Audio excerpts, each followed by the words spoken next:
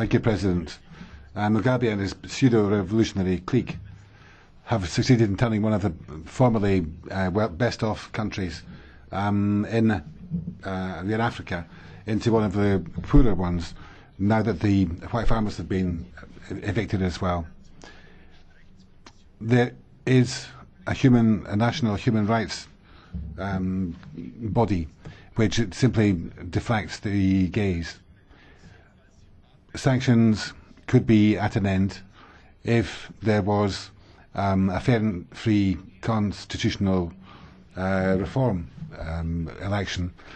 But recent human rights violations suggest that's not going to be the case. So travel bans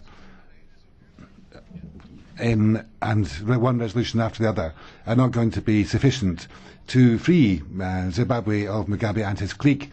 We should suspend the partnership agreement and insist that the human rights clause be enshrined in such agreements. Thank you.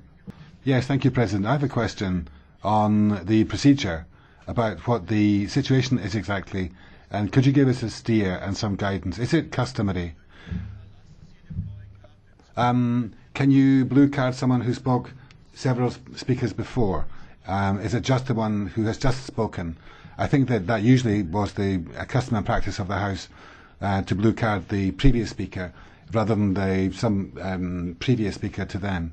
Can you just clarify whether you can blue card someone who has spoke earlier on in the debate and not the immediately previous speaker? I'd be very happy if you could.